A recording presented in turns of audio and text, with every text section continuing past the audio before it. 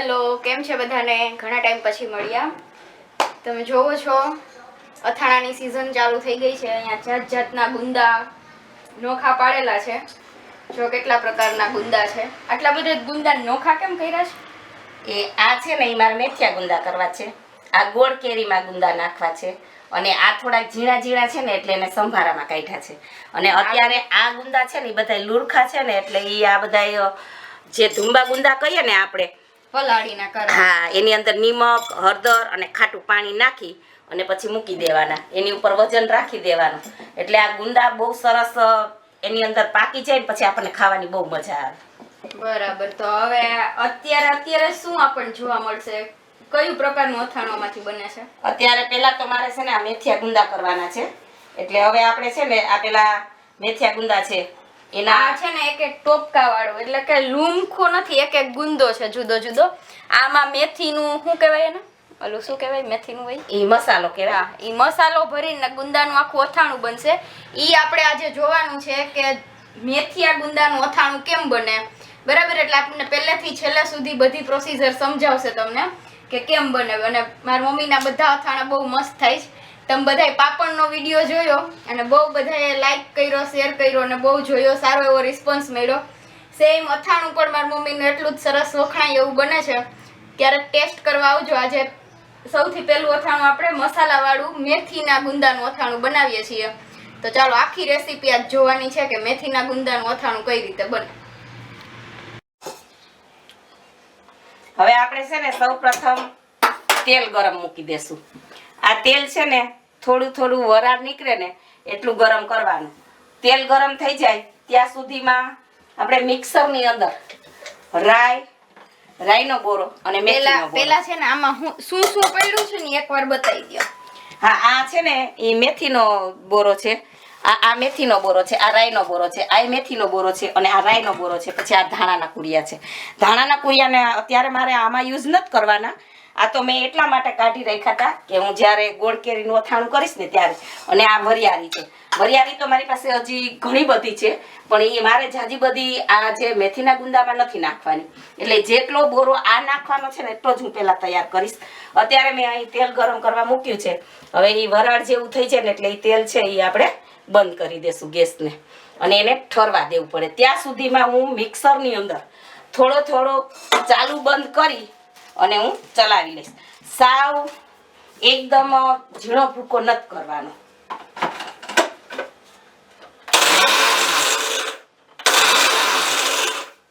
મેથી, રાઈ અને વરિયાળી પીસાઈને તૈયાર થઈ ગઈ છે.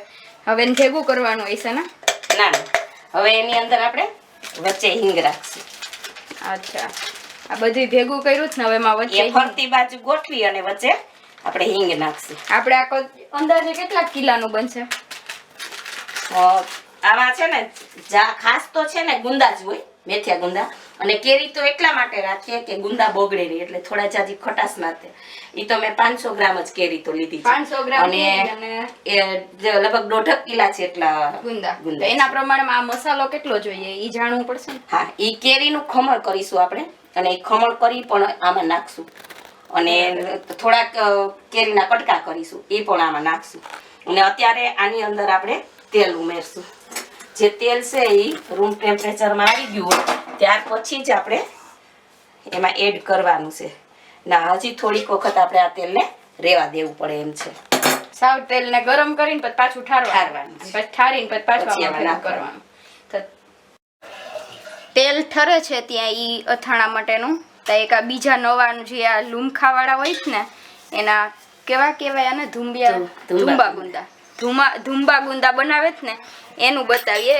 એમાં ખાલી આ બધા લૂમખાવાળા ગુંદા હોય ને એ સરખા સારા કરીને નાખી દેવાના, ક્લીન કરીને. એમાં નિમક ને હળદર અને પાણી આટલી જ વસ્તુનો ઉપયોગ થાય. હમણાં કહેશે કેમ નાખે છે. આમાં નિમક છે ને ચડિયાતું નાખવાનું. એટલે નિમક વધારે હોય તો ગુંદું છે એ બગડે નહીં. અને આ અમારા ઘરના ગુંદા છે, અમારી વાડીના ગુંદા છે. અમે વાડીએથી ઉતારી આવ્યા અને એકદમ કડક અને સરસ ફ્રેશ ગુંદા છે. અને ખરેખર અથાણામાં આપણે ગુંદા એકદમ કડક અને સરસ ફ્રેશ હોય ને એવા જ લેવા જોઈએ. આ મારે આખી બરણી ભરાઈ જાય એટલા ગુંદા છે એટલે મારે નિમક છે એ વધારે નાખવું પડે. તમને એમ થશે કે જાજી બધી ચમચી નિમકની ન ખાઈ ગઈ, પણ આમાં નિમક તો છે એ ચડિયાતું. આ કેવડી મોટી બરણી છે અને આખી છલોછલ ભરેલી છે. આમાં અંદાજે 5 કિલો ઉપર ગુંદા હશે. હા એટલા તો 5 કિલો ઉપર ગુંદા છે એટલે એના પ્રમાણમાં નિમક નાખાઈ ગયું છે. હળદર નાખે છે અને હળદર પછી એમાં ખાલી પાણી ઉમેરવાનું રહેશે. આ ટ્રાય કરજો ધુંબા ગુંદા કોઈએ ના કરી હોય તો, આ ખાવાની બહુ મજા આવે. તમારે આ 5-6 મહિના સુધી તો આ ગુંદામાં કાંઈ નહીં થાય અને મસ્ત એકદમ પોચા થઈ જશે. અને પછી પોચા થઈ જાય પછી ખાવાની તમને એટલી જ જોરદાર મજા આવશે. આ ટ્રાય કરજો. તમને પેલા ન ભાવતા હોય તો અડધો કિલો કે કિલો બનાવીને ટ્રાય કરજો. હવે આપણે એની અંદર પાણી એડ કરશું અને આ ગુંદા છે એ બહુ જ મજા આવે છે ખાવાની. અને મારે જે મેથિયા ગુંદા થાય છે એનું હજી તેલ ઠરે છે એટલે વચ્ચે વચ્ચે મેં આ ગુંદા અને ગોળ કેરીના હું અથાણું કરીશ ત્યારે એ કેરી જ્યારે હું નાખીશ પછી એમાંથી જે ખાટું પાણી નીકળશે ને એ ખાટું પાણી પણ હું આમાં એડ કરીશ. એટલે જેથી કરીને ખાટું પાણી નાખીએ ને એટલે ગુંદા એવા ને એવા રહે. નિમક, હળદર, ખાટું પાણી અને સાદું પાણી અને આ ગુંદા. હવે આ ગુંદા છે એ તૈયાર થઈ ગયા છે. હવે આને પેક કરીને મૂકી દેવાના છે. આપણે 2 પ્રકારના અથાણા તૈયાર થશે. ધુંબા ગુંદાનું જોયું એ એક તૈયાર થઈ ગયું છે. હવે એની રીતના પોચા થયા રાખશે. અને એક આ આપણે બનાવીએ છીએ જે મેથી ચણાના શું બનાવીએ ગુંદા, મેથિયા ગુંદા. એ મારું નામ ભૂલાઈ જાય છે. મેથિયા ગુંદાનું બનાવીએ છીએ. એમાં એક આ રાજાપુરી કેરી નાખવાની, એની છાલ ઉતારવી પડે. છાલ ઉતારીને પછી કટકા કરવાના હોય ને. હા મેં ખમણી લીધી હતી તો છાલ ઉતારીને પછી એની કાંઈને ખમણ કરી નાખવાનું અને કાંઈને કટકા કરવાના. આપણને જે રીતે ફાવે એ રીતના કરવાનો. મારાથી તો ઉતરતી નથી છાલ. કોઈક કરો લ્યો, બાકી કાલ સવાર થાય.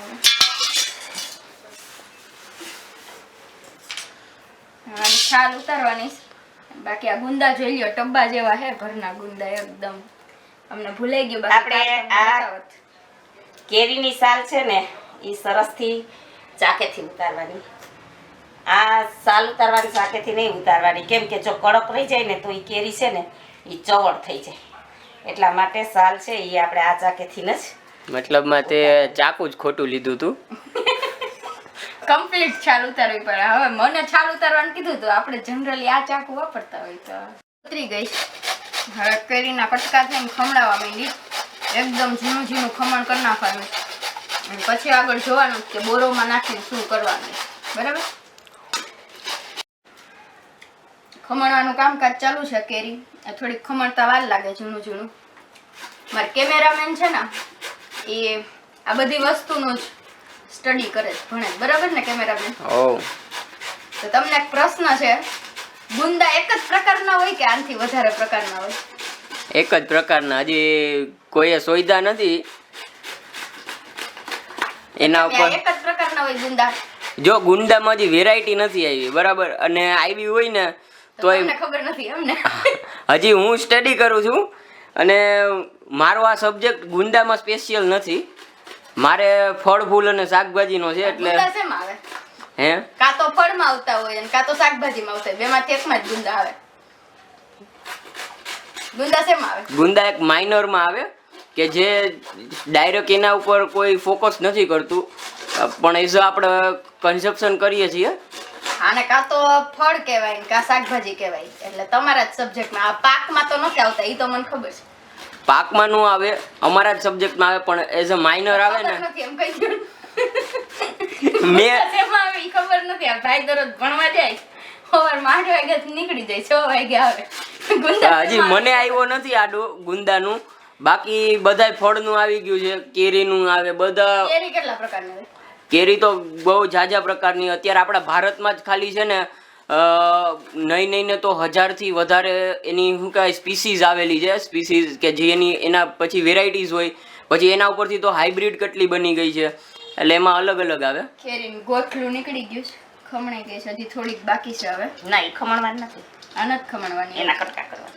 ઓકે હાલો, આટલું નિમક ને અડધી કેરી ખમણાઈ ગઈ છે અને અડધી એમને રાખવાની છે. એના શું કરવાનું એ પછી કહે તમને કંઈક કારણ હશે. હવે આમાં શું કરવાનું? અંદર હળદર નાખી અને નિમક નાખીને થોડીક વાર રાખી દેશું.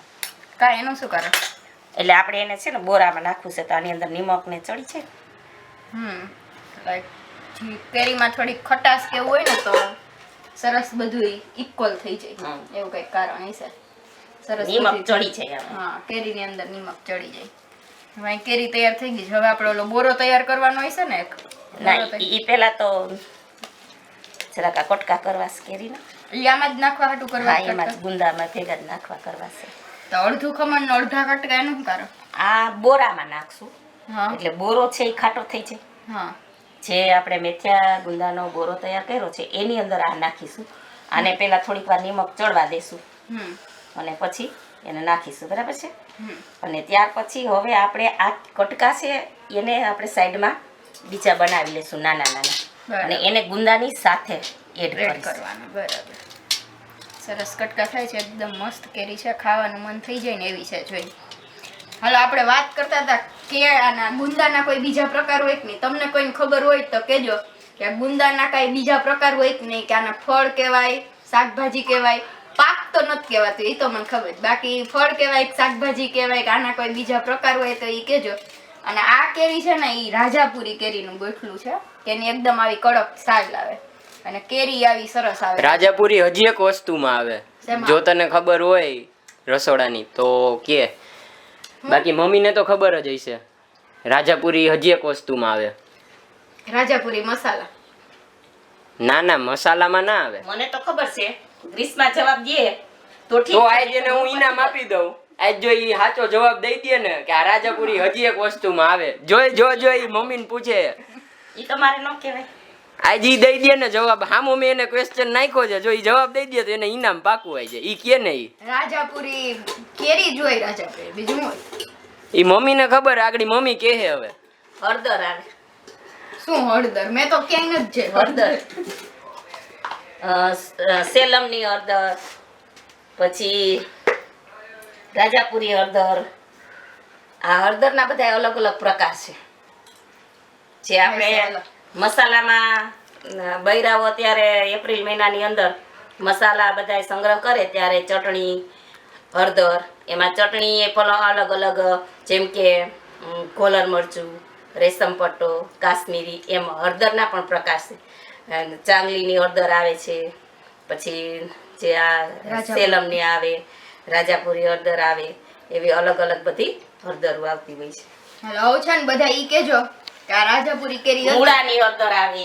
હા, મૂળાની હળદર રાજાપુરી કેરી હતી હજી એક કેસર કેરી હોય પછી એક ઓલી અવળી અવળી હોય એની તોતા કેરી હોય દેશી કેરી હોય આવી ઘણી કેરી હોય આમાં તમને જેટલી કેરીના પ્રકાર આવડતા હોય લંગડો કેરી હાફૂસ કેરી આના સિવાય તમને જેટલી કેરીના નામ આવડતા હોય ને એટલી કોમેન્ટ કરીને કહેજો એટલે આપણે જોઈએ કોને સૌથી વધારે કેરીના પ્રકાર ખબર છે.